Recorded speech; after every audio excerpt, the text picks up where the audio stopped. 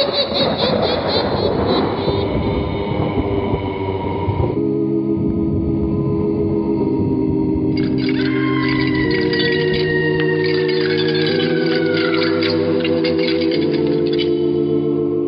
Mysterious Old Radio Listening Society podcast.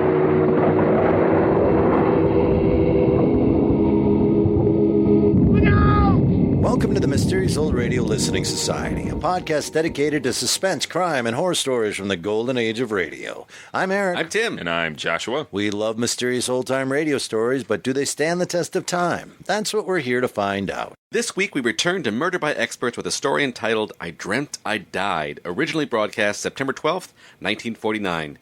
David Kogan and Robert A. Arthur teamed up to direct and produce this show, which ran from 1949 to 1951. 6 years before the debut of Murder by Experts, the same duo also created The Mysterious Traveler, which continued to run until a year after Murder by Experts went off the air, with Kogan and Arthur writing for both shows the whole time. In the case of Murder by Experts, the two of them were adapting stories rather than creating original works. For each show, a mystery writer or some other well-known expert on the topic of murder would choose a recent crime thriller to dramatize for the show. All told, 3 authors would get their work promoted each show: the expert, the author of the work to be adapted, and the host. The guest expert in this episode was Hugh Pentecost, which was one of the pen names employed by author Judson Phillips. Phillips was a pulp writer whose work spanned from the 1920s through the late 1980s. As Pentecost, he created several iconic amateur detectives, including hotel manager Pierre Chambrun. From the start of the show's run through March 13th, 1950, Murder by Experts was hosted by John Dixon Carr, who was already established as a respected and prolific author. Carr was succeeded as host by Brett Halliday, also a famous and well-regarded author of detective fiction. So here is I Dreamt I Died from Murder by Experts, originally broadcast September 12th, 1949. It's late at night, and a chill has set in. You're alone, and the only light you see is coming from an antique radio. Listen to the sounds coming from the speaker. Listen to the music, and listen to the voices.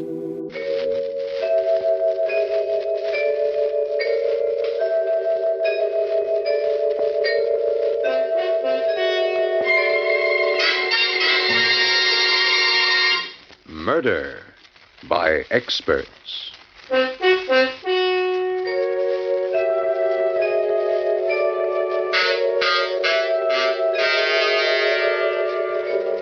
The Mutual Broadcasting System presents Murder by Experts, with your host and narrator, Mr. John Dixon Carr, world-famous mystery novelist whose books have been translated into 17 languages and have sold over 10 million copies, and author of the recently published detective novel, Below Suspicion. Good evening. This is John Dixon Carr. Each week at this time, Murder by Experts brings you a story of crime and mystery which has been chosen for your approval by one of the world's leading detective story writers. Tonight, our guest expert is the noted mystery writer, Mr. Hugh Pentecost. From the thousands of thrillers he has read and enjoyed, Mr. Pentecost has chosen a most unusual and gripping drama by Joseph Ruskell. And now we present Miss Anne Shepard and Mr. Larry Haynes in I Dreamt I Died.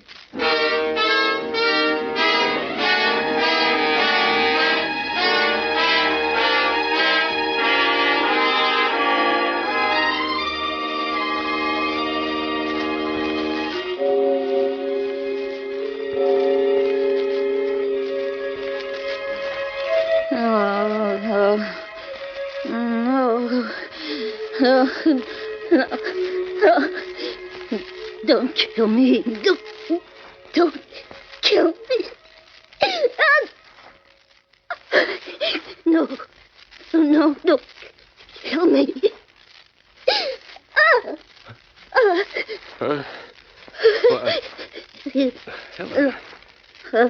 Helen, what's the matter? Hey, now wake up for Pete's sake. No. Hey, Helen. Stop that. No. It's me, Ernie. What? Where am I? In bed, where do you suppose? It's 2 a.m. I wish you'd let me get some sleep. Oh, heaven, then it must have been a dream. Oh, Ernie, it was so real. I dreamed someone was leaning over me just now with a pillow. It was horrible, trying to smother me to death. And... Ernie. Yo. It was you. What? Me? Oh, that's a beaut. Oh, where's the light? Oh, my aching back. Why, you poor, foolish little... Come here, Butch. I'll kiss you back to life. No, don't touch me. Keep away. Say, what is this? That pillow, there in your hand. Oh, for crying out loud. Can't I even straighten it out? Oh, I'm sorry, dear. Gee, don't mind me, but that horrible nightmare, it seemed so real. Oh, darling, wasn't that crazy? You, the sweetest, gentlest husband in the world. Oh, Ernie, please don't look so hurt. Now I can't even look hurt. I just murdered my wife in her sleep, didn't I? No, you were just about to. I mean... Oh, now, everything's happening tonight. Hello? What? Who? Wrong number. What's more, this is a heck of a time to be ringing. The nerve. What a night. I thought maybe that was the police you phoned in your dream. Now, will you go to sleep now? Ernie Kraft, I'm sure I didn't mean to insinuate anything. I was just telling you my dream. You asked, didn't you? Oh, you're a character. You know, I think I'll put you in that book I never wrote. Now what? It was in my dream, too. Huh? That book you never wrote. Well, you've nagged me about it so much, no wonder. That look when you bent over me with a pillow. Like a madman. In your dream, sweet, a technicality. Lights out. No, wait. Ernie, what on earth do you suppose made me have a nightmare? Well, that's easy, dear. You would insist on eating hamburgers after the show tonight. Yes, I did, didn't I? Mm-hmm. When we got out of the movies. Hamburgers, of course. Ernie, they were part of my dream, too. Oh. Hamburger. Ernie, stop punching that pillow, please. All right. Okay. Go ahead, then. Tell me your dream, all of it. Neither of us will sleep until you do. Well, wait till I light this cigarette, huh? All right, let's have it. The gruesome details. Well, if I can terrify me. What happened before I smothered you with a pillow?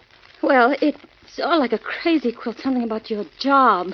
And I was a millstone around your neck. And hamburgers. And you hated me.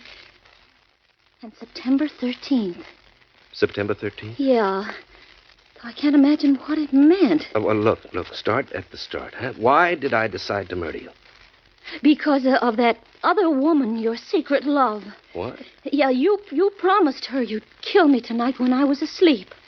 My secret love? Yeah.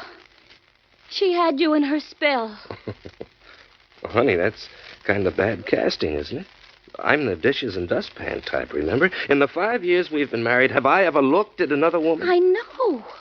It was a crazy dream, I told you. Yeah, all right. Who was my secret love? Did she have a face? Oh, this is the silliest part of it, Ernie. It's absolutely ridiculous. It was that girl, Betty Daniels. Betty Daniels? Who's she? Remember that tall, dark-haired artist I introduced you to at Cape Cod this summer? Cape Cod? Yeah, the exhibition. No. Oh, wait a minute. Trousers and a long cigarette holder, very intense? Yeah, very intense. Oh, now, what the devil? What was she doing in your dream? Well, we said hello to her, we walked off, and that was that, casual. I know. I hardly remember her myself. I can't imagine why I dreamt of her. Oh, that dream, that awful dream, was so crazy. And yet it seemed to be telling me something, warning me. Strange and weird, you know how dreams are. First thing I remember is Provincetown, and us looking at that art exhibition exactly as we did this summer. Only now, the picture was about 10 feet tall and hanging crooked. And then she came along, Betty Daniels, just like them. Black corduroy trousers, a yellow shirt, long cigarette holder, exotic. But this time, oh, so menacing. And she recognized me just as she was about to pass and stopped. Hello, Helen. And I introduced you the same way as I did then, only not exactly the same, like in a dream. Silly, you know. Betty Daniels, this is my husband, Ernest. He is very faithful to me. How do you do? How do you do? We've never met. That's a marvelous oil painting, Helen, don't you think? Or do you prefer hamburgers? Well, My wife prefers hamburgers, Miss Daniels. Oh? I didn't know. Oh, only after a movie, though. Betty and I met on the beach, Ernie. She's a painter. Really? Our rowboats got tangled. That's how we met. Yes. It's all very casual. I hardly remember. Well, well. Ernie and I are going back to New York today. Isn't it a shame? I wish you two wouldn't stare at each other so. Well, we'd better be running along, Helen. Lots of packing to do. Ernie has to get back to his silly old job. He's a reporter. A reporter? Shouldn't he write a book he never wrote? Well, imagine, that's what he always says. Well, goodbye, and I'm certainly glad you two won't be seeing each other again. Goodbye. Goodbye, you two. Goodbye. The scenes sort of dissolve into each other like a kind of dream movie. And I'm trembling with fright because I have a vague feeling I know how the plot's going to end. The next thing I remember, Ernie, I'm in a penthouse apartment on Park Avenue. Everything's zigzag, even the butler. And I'm the maid, Marie, there. And what I'm doing is turning pages for Betty Daniels while she plays the piano for you, Ernie. Isn't it crazy? Neither of you hardly notice me at all, and I keep trying to open my mouth, but it's stuck, and I'm absolutely frozen at what I overhear. Darling. Yes, Butch. Love our love nest. Mm-hmm. Out of this world. Ah, this is heaven. Ernie, do you ever call your wife Butch? No, never. Who gave you that idea? I hate the very sight of her. She's really a little ignoramus. You're telling me she prefers hamburger. Ernie, do you think she suspects? No, of course not. She thinks I'm at a gin rummy game. Darling, you're blind. She knows. She knows. How'd she find out? You may go, Marie. Marie, do you hear me? Why don't you go? Answer me. Have you lost your tongue? Oh, well, there's murder in the air. How'd she find out, Betty? Tell me. Darling, do you suppose she doesn't know what happened this summer at Provincetown? After we all said goodbye? You came back to look for your cigarette lighter. She knew you hadn't lost your lighter. That you'd come back to ask me for my New York phone number. She knew? Of course. Intuition. And she knows we've been having a secret affair ever since. Oh, Ernie, I can't go on like this. I'm tired of just being a gin rummy excuse. If you love me, you'll do what you promised. Yes, but I pity her so. Don't be a fool. Has she ever encouraged your genius? Isn't it her fault you never wrote that book you never wrote? Yes, that's true. She wouldn't let me give up my job. She's a millstone around my neck. Then get rid of her, Ernie. Get rid of her, and I'll bring your genius to the world. I've plenty of money. You can give up reporting, write that book, fulfill your destiny. Fulfill my destiny. Betty, you'll help me. Yes, but only if you forget September 13th. You'll forget all about it, September 13th. It won't mean a thing to you from now on. Not a thing, I promise. And you'll do away with her, the way I told you. Yes. As you told me. The pillow? The pillow. Shh. Don't let her hear. Just look at her there, standing at the piano. You've been spying on us, Marie, haven't you? Answer. Have you lost your tongue? Oh, don't try to fool us. We know you're not the maid. You're Ernie's wife. So we'll have to kill you now. Unless she gives me a divorce. Will you give him a divorce? Answer or we'll finish you right now. Very well. Here's the pillow, Ernie. Right now. I'll hold her arms. Now, answer, Helen. Don't make me do it. I pity you, but I hate you. Oh, let her cry. Look at her. Stricken dumb. Her mouth's moving, but she's not saying anything. What are you trying to say? Helen, please don't make me do it. Will you give me a divorce? Now, tell me. Tell me or... Wait. Ernie, stop. Oh, what fools we are. Do we want her body found here? We'll hang for it. She's got to die. She's got to. No, not here. Not like this. Oh, there must be another way. Later tonight, Ernie. After a movie. Hamburgers. She'll get hungry for hamburgers. She's bound to. The waiter will ask her how she wants them. And that will give you the clue. And then, when she's asleep... and they'll find her in her bed. The perfect crime. Don't you see, Ernie? Hamburgers.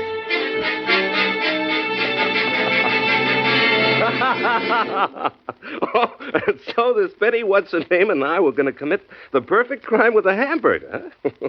No, honey, you ought to sell that dream to Abe Burrows just for the laughs, you know? I know it sounds silly, but it didn't in a dream. It was terrifying and so real, but so real. And then... Yeah. You dragged me out into the street, and then into a movie, and then out again. I looked at you, and you were crying. Because you had made up your mind to finish me off when we got home. Holy smokes. You know, that dream of yours sounds like something out of Alice in Wonderland. But as we went down the street, you kept crying out. You should have let me write that book, Helen. You should have let me. No kidding. Yeah, and I kept crying. I love you, Ernie. Don't kill me. Please don't kill me. And then what happened? Then you pulled me along through the streets again. I was terrified. I shrieked as loud as I could.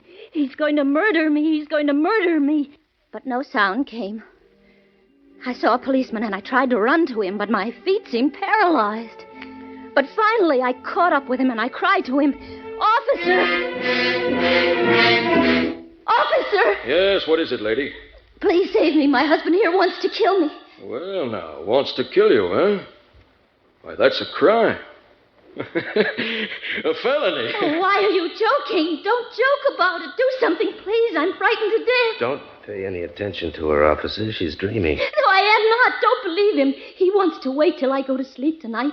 And then, as soon as I fall asleep... Oh, come now, lady. He wouldn't do it to you in your sleep. You're cute. Not in her sleep, now would you, mister? Of course not, officer. Not in her sleep. As a matter of fact, we're stopping off first for a hamburger. She's hungry. No, I'm not. I am, but I don't dare. I'm starving, but I don't dare. He's just waiting for me to order one to see what I say. And then he'll take me home and kill me. Oh, lady, stop. You're breaking my heart. Come along, dear. No, officer, please protect me. Don't let him take me. Come along, I say, darling.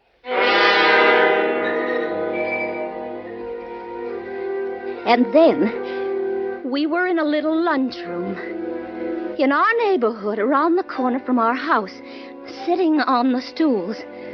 The counterman came over to us. He winked at you, Ernie, and you winked back at him, and then he said... Evening, folks. What'll you have? I tell you what, Joe. Make it 2 hamburgers. Right. Rare, medium, or well? Medium, Joe. Make mine medium. Right. And, the little lady? How'll you have yours, Helen? Answer. How do you like yours? Make hers medium, too, Joe. 2 hamburgers, medium. What do you have on them, folks? Relish or onions? Relish. Make mine with relish, Joe. Right. And the little lady? The man's talking to you, Helen. How will you have yours? Answer him, I say. Go on, answer him. This is it. This is the payoff. How will you have yours? I won't tell him. If I do, you'll know. You'll know how to do it, so I won't tell him. I won't. The next thing I dreamt, we're home again. Sitting in the parlor. Everything exactly the same, Ernie, just like tonight before we went to bed. But in my dream, I was sitting paralyzed, in a cold sweat, waiting for the word from you that meant my death. Oh. Well, Butch, I guess we'd better hit the hay, huh? What do you say? What do you say, darling? No, wait. Ernie, I did tell that counterman how I wanted my hamburgers served, didn't I? Of course, dear. What did I say? I can't seem to remember. I forget, too. Don't read anything into it, dear. Now, come along to bed, huh? I don't want to go to bed yet. Please don't make me go to bed. I'm scared. Helen! Come to bed, darling. Like a good little girl, huh?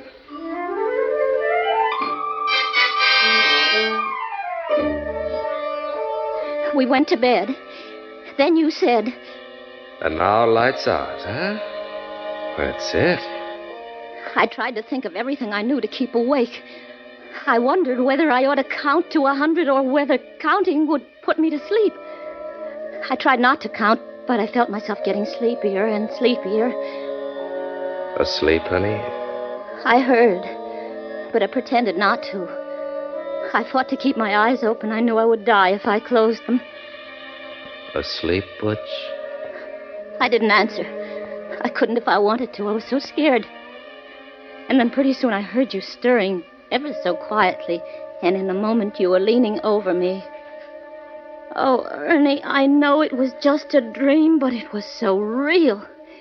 And there was hatred in your eyes, and there was a pillow in your hand, and I knew you were going to do it right then. Oh, gee, that's a beaut. You know, that's really a honey. You know, when you have a nightmare, you sure do it up golden brown and creamy. Well, wasn't it crazy? Oh, darling, wasn't it mad? But, Ernie, how does a person have a horrible dream like that? What does it mean? Well, it's a cinch. I'll interpret it for you, and without a dream book. You will? Good, then tell me. All right, easiest thing in the world. Darling, where did we go tonight? To a movie. Uh-huh. What kind of a movie? It was a murder mystery. Gee, that's right. You think that was... Don't interrupt, Butch. Now, who was starring in the movie? Betty Davis. Now, repeat that first name. Betty. Uh-huh. And the villainess in the dream, my secret love, the girl we met last summer, was also Betty Daniels, huh? Well, that gave you Betty on the brain when you went to sleep tonight. And movies, and murder, and those hamburgers you did stop to eat after the show wrapped up the whole sequence. And no wonder. You know, they're still lying on my stomach, too. Well, what was the pillow doing in it? Oh, darling, what were you talking about this evening at supper? That chore you intended to do tomorrow? Huh? Oh, I've got to stuff the pillows. They're caved in the way the feathers have come out. Right. That's your pillow you had on your brain. Which brings me back to the hamburger. Yeah, I was going to ask you. I mean, that nonsense of how did I want the hamburgers. What all that mean, for heaven's sake? Precious, how did you order your hamburgers done tonight, remember? No, I don't recall. No. Of course you can't think now. How do you almost always order your hamburgers? Well, smothered in onion. Huh? Oh, Ernie, of course smothered in onion. Smother, pillow, smother with the pillow. Check. Oh, for goodness. Oh, my gosh, so that was it. Well, if that doesn't... Ernie, that was wonderful, really. The way you did that figured it all I think you'd make a terrific detective. So I'm a police reporter. Close enough? Ernie, dear, it made me think, though, about maybe I have been a little selfish. So, what do you mean? Well, that book you always wanted to write, maybe I ought to let you give up your job and try. Oh, not nuts. Have us both starve? No thanks. Anyway, in my sane moments, Helen, I've always known the truth. I'm no writer. If I had it in me, it would have come out of me, job or no job. I could take up nursing again. It was hard. No, nonsense. I won't have it. I don't say any more about it, and that's final. You're a swell guy, though, Butch, to offer to. Oh, Ernie, there was one thing more. Yeah? What do you suppose that was about September 13th, about your forgetting September 13th? What did that mean, do you know? Mm-hmm. Don't you? No, I can't. Well, it does seem familiar enough, but I can't seem... Where are you going? Get something out of my wallet. Wait a minute. Helen. Hmm? Helen, what's the date of our anniversary? It was September 13th, of course. That's tomorrow. Was that... Right. You've had that on the brain, too. By the way, here. Little present for you, darling. Tickets, 2 airplane tickets to Havana. Right again. We're taking an anniversary trip. I wanted to surprise you when you woke up, but... Well, happy anniversary, baby. Oh, Ernie. Oh, you great, big, precious darling. How can I ever... Then you didn't forget. You always did before, but this time you didn't. Oh, Ernie. I can't stand it. First that dream, and then finding out it did mean the opposite. Oh, no, Helen, don't now. Come on. Oh, but it was so sweet of you. I'm so thrilled, Havana, where we had our honeymoon, and you haven't forgotten. Oh, Ernie, I do hope I've been a good wife to you. And if there's anything if you want me to, I can always change. Darling, I wouldn't want you any different for the world. I want you to stay just the same sweet little girl I married. And now let's get some shut-eye, huh? Lights out? All right. I'm going to put the tickets right here under the pillow. There. And have a happy dream for a change. Good night, Butch. Hey, you haven't kissed me. Good night, dear.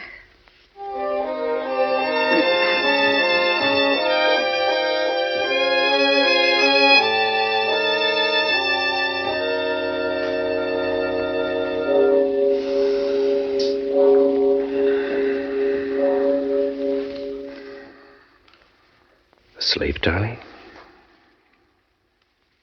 Darling, you asleep? Hello?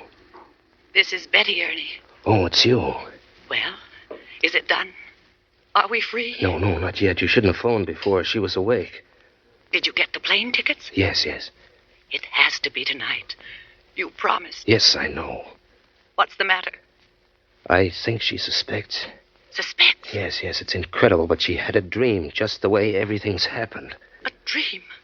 What are you talking about? I'm trying to explain. She was telling me of the dream she had. Everything in it was just the way it happened. And she dreamed what was coming. Ernie, is she asleep now? Yes. Then what are you waiting for? With a pillow? A pillow. I'll do it now, right now, as soon as I hang up, Betty. Right now. This pillow. Slip out of bed. Easy. There. The pillow. Right now. Oh.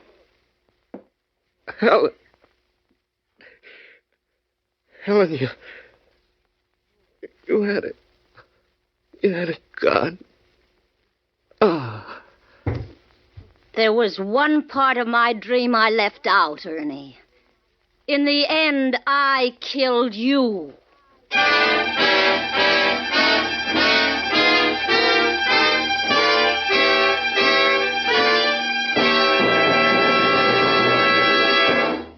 And so the curtain falls on I Dreamt I Died, which was chosen by guest expert Hugh Pentecost, whose latest novel is Where the Snow Was Red. Next week at this time, Murder by Experts brings you a story of 3 people caught in a whirlpool of intrigue, with death their 4th companion, as selected for your approval by Miss Helen McCloy. Until then, this is your host, John Dixon Carr, hoping you'll be with us next week at this time.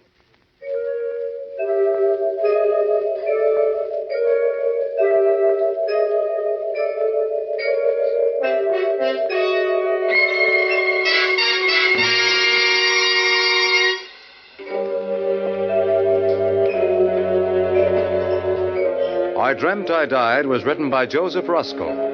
In our cast were Ann Shepard, Larry Haynes, Grace Coppin, and James Stevens.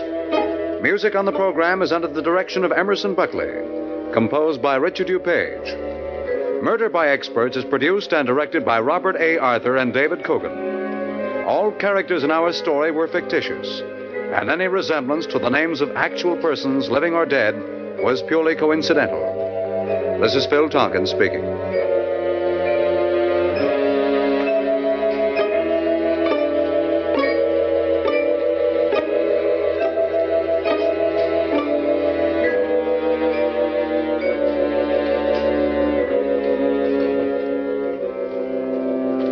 This is the world's largest network, the Mutual Broadcasting System.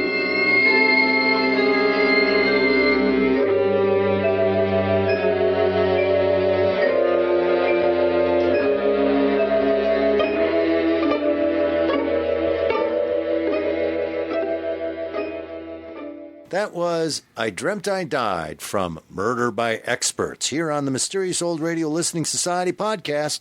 Once again, I'm Eric. I'm Tim. And I'm Joshua. Okay, so this was brought to us this week, Tim's Choice. Yes. Tim, this is your second Murder by Experts, is that correct? It is. That you brought to us? It's a really interesting show. You said in the intro that you wrote for us, something I really enjoy about the show and the cleverness of plugs. What a great concept this is to sell books. It's like Russian dolls. They're just like one inside the other. But it's just such a beautiful concept. Let's have a well-known author host it and promote all these different books that people can buy. As someone that frequently has to promote their work, find it beautiful. Really well done. Yeah, well done. I was listening to this episode on my way over here, and my son was in the car, and I had to try to explain this concept to him, and it was ridiculous. It was, well, this is John Dixon Carr. He's a famous author, and he's like, oh, so these are his stories. No, they aren't his stories. He just hosts this, and he finds another mystery writer. Oh, so it's his story. No. And this other mystery writer then finds another mystery writer. Third writer down the chain. Tim. Yes. First, what made you go back to Murder by Experts? I really enjoyed Return Trip, which was the first Murder by Experts we did in this podcast. And John Dixon Carr is known particularly for his love of locked room mysteries, which appeal to me. I love those sort of little mind games. So I was digging around for more Murder by Experts episodes, and this one jumped out at me. Although I was hesitant to bring it, actually, because I picked that out earlier, but it is the exact next episode after Return Trip broadcast, so I feared your judgment of, you just took the next one in line. Well, why would I be mad at you for what I do? Easiest, straight lines, man. That'll be fine. If you think I'm spending any time trying to, the next thing that pops up, that's the one we're doing on our podcast. Because we got some Little Abner coming up. So. Oh, boy. It's kind of spooky. Little Abner by Experts. Yokumberry tonic. Seriously, what is in that? Why did you settle on this one in particular? Listening to this episode for me was a journey. I will agree with you on that. I'm just quickly like, okay, I get it's a murder mystery, the husband and a wife in a bed. And that is both intriguing, like, wow, that's a sort of interesting game to play of can you write a murder mystery of just two characters in a bed? And also, well, how is this going to be a story? It was so surprising and fun for me the way that things unfolded. At times we're like, that's amazing. I'm so intrigued, and that's dumb. And I'm looking forward to hearing from you guys if our opinions line up. Well, I think you're somewhat close because I just had a huge grin on my face for the first 20 minutes of this. I mean, a good grin. Like, this is great. Is this some undiscovered classic that I didn't know about? For some of the same reasons you said. It's a real time that takes place just in one room in a husband and wife's bed, and we're going to recount this dream. I love Spellbound by Alfred Hitchcock, which is roughly in the same time period of dream analysis. And I thought, this is great. And then I do think it all falls apart in about the last 10 minutes of it. Yeah. Or at least does not fulfill the promise of the earlier half of it. I will tell you who does love this is Wimpy from Popeye, the Hamburglar, and my dog all enjoyed this show about hamburgers. Did you Google people who love hamburgers before you started recording? Those are the first three people that my dog is a people that popped into my head. Oh, and me. I love hamburgers. I loved the hamburger through line in here, in all seriousness, because I thought it was this really ingenious way to capture how stupid the things that terrify you in a dream are when you recount them. Yes. The scene when she's recounting her dream. And she doesn't want to order. And she doesn't want to order. And this guy's going, what do you want? Relish, onions. And it again walks that fine line between comedy and tension. And I thought, this is either brilliant or the worst thing I've ever heard, but I'm leaning toward brilliant, and I'd hold it in higher regard if it came through in the end as a story, and I don't think it quite does. Yeah, I felt similar to the way they always referenced the book you never wrote. Yeah. I didn't like that they didn't give us a reason for why she stopped him from writing the book. Was there a reason? She didn't want him to quit his job and focus. It's the idea of the wife who doesn't support him and forces him to do a job he doesn't like instead of the job he loves. And the woman in the dream, Betty, has money and is clearly, they met her at an art exhibit, and she's this woman who wants to make him into a great writer and support him financially. To me, and maybe it's just a different era, that it's not explained why couldn't he write in his spare time. But I guess if it's, I'm quitting everything to write this book, then I get it. It is perhaps intentional, the idea that he would never have written this book, but it's convenient for him to have the excuse to blame her. Right. Okay. Yeah. I mean, ultimately, as far as this crime goes, when the police show up, won't be difficult to solve. Well, here's the problem. She is going to have a very tough time explaining her defense to the police. Tim was talking about he had the husband survived and killed her. How was that a freebie to have your wife be smothered with a pillow in bed? Like, I don't know who could have done it, officer. But what I inferred from this is that she knew what was going on and made up her dream. That's my whole question at the end. I think it is hugely unclear. I think it's the only possible reading in which it works, but that reading still doesn't quite line up with the rest of the story. Yeah. Let's pretend that is, or let's assume, I should say, that is what it is. So she knew the whole time. She made up the dream, pretended to be having a nightmare to wake him up, and to go through this really long process to finally shoot him.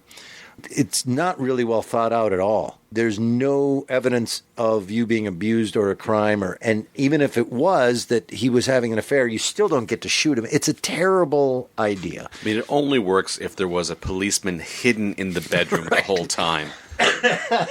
Which I think is a fair assumption. The shadow. So you're so always willing to backfill these things to make it work out for the story. It's a terrible plan. Well, it's no more terrible than the guy who's about to kill his wife in bed, calling his girlfriend to talk to her out loud in bed with his wife about killing her. All right. We're going to discuss your murder here. Don't wake up. Yeah. No one has ever pretended to be asleep when they're not. This is foolproof. Well, she also didn't remember her anniversary was the next day.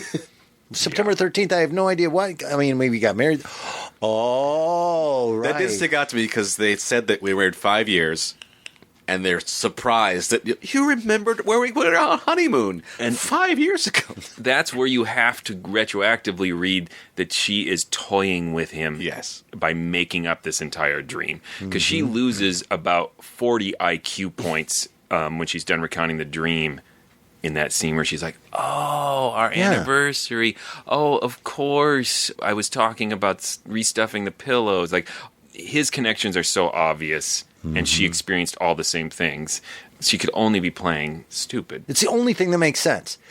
Her plan was she found out about the affair, so she made up the dream, the whole thing, to trap him into... Again, I'll backfill to see if he'd really do it. Yeah. I can see that, yep. And she had the gun just in case.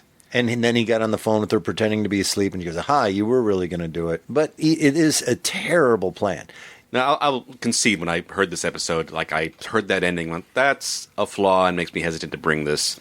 But the dream description itself and the whole... Yeah, I think about the first 20 minutes, until she finishes recounting her dreams, I think it's brilliant. Yeah. I think I had me hooked. But I mean, I am attracted to these outlier stories that are unconventional or play with the format. Though, if you're going to experiment, you need to come through on that ending. But I love the descriptions of Betty. I love when he's like, oh, yeah, trousers. Cigarette holder. Very intense. And I'm like, yeah. That woman with trousers. Yes. I love it when people say stupid things when they're frustrated. It makes me laugh. And the phone rings and he goes, everything is happening tonight.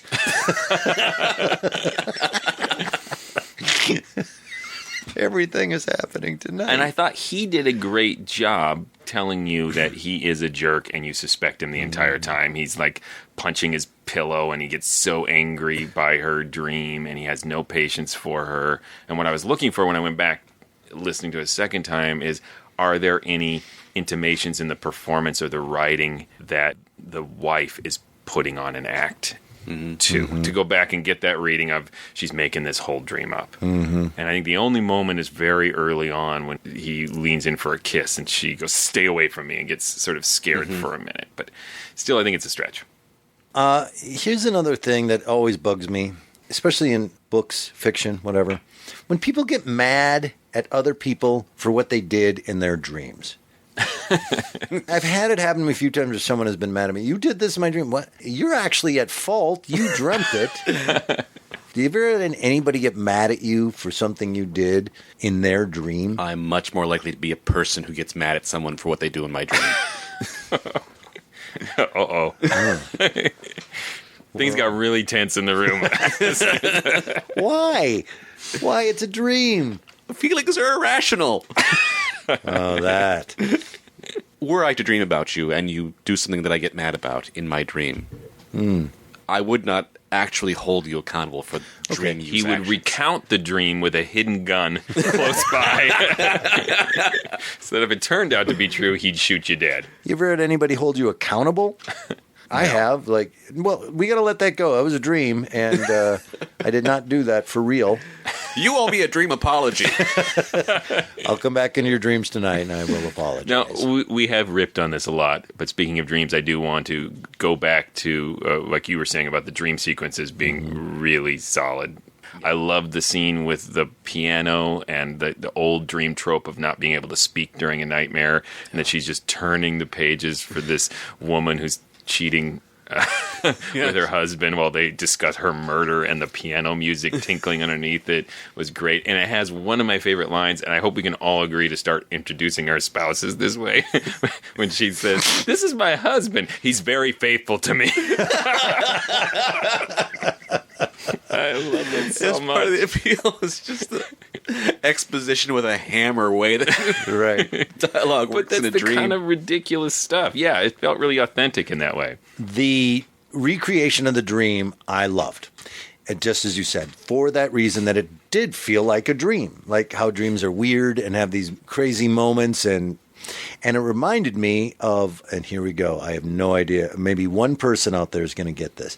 It reminded me of listening to the Pros and Cons of Hitchhiking, which is a Roger Waters album. Oh, yes, I know that album, actually. Yeah. It's now I'm embarrassed. I'm the one person and I'm on the podcast. he woke up one night and wrote down his dream and turned every word of what he wrote down into that concept album. Wow. Yeah, and if you listen to the lyrics of that album, it flows and moves just like a dream, and it's cool. It's like, oh, yeah. And I thought that this recreation of a dream in this show did a really nice job of making it feel like a dream. And like Joshua said earlier, do you want relish? You know, all these weird moments. There's this tense Tarantino-esque hamburger ordering scene. God, I want a hamburger. I really do like hamburgers a lot. Did you get the smothered in onions? That's another note right there. I'm looking at it right now. So I love that because my favorite hamburger is hamburger, bun, lots of onions. Tons of, and that's it. I don't want anything else on it. But did you guess that was the murder clue buried in her order? No. I was just thinking about a lot of onions. Thinking about hamburgers. And how badly I wanted a hamburger smothered in onions. Right now. A plate like Wimpy used to get. Remember that big pile? Oh, my God. I want that so bad. I would order that. Well, welcome to our hamburger podcast. Well, like we're to blame for that. They said the word hamburger at least 5,000 times. Yeah. Hamburger. Hamburgers by experts.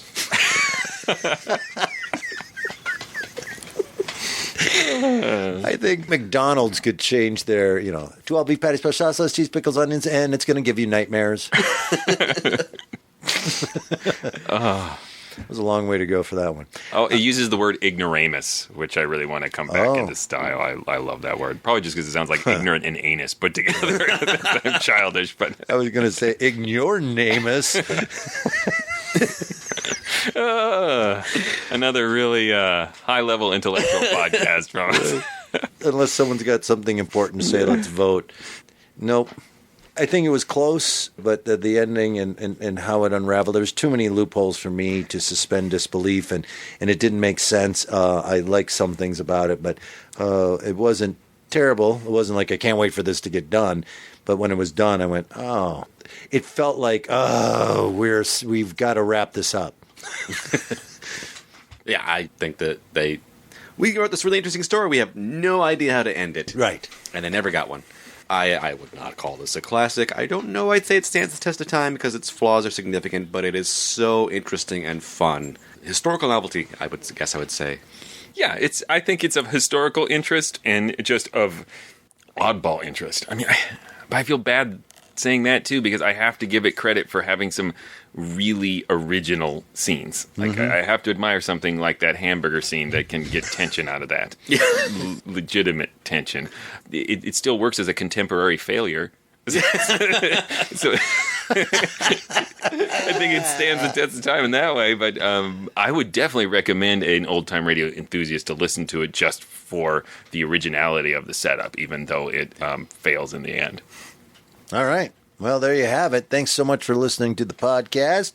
Tim? If you'd like to learn more about us, please visit ghoulishdelights.com. You'll find other episodes of the podcast there, as well as information about our live shows, as well as links to our Threadless shop, where you can buy some Mysterious Old Radio Listening Society swag. You can find a link to our Patreon page, where you can support this podcast, which is much appreciated. You can also find links to our Facebook and Instagram accounts, and have more of a community discussion with us and our fellow fans. Yes, and speaking of fellow podcasters and fans, we are recommending a show, Breaking Walls, which is currently doing a history of dramatic radio in documentary form. So it's really interesting if you like old radio. They are covering the creation of radio through the history of the golden age of radio through contemporary radio drama. So check that out at thewallbreakers.com. And also go write us a review on iTunes. We like those reviews. All right. Who's next? Joshua, you up again? Yes. And I am bringing an episode of X-1 entitled Cold Equations. Until then... Look out! Oh, now, everything's happening tonight. Hello? I'd gladly pay you Tuesday for a hamburger today.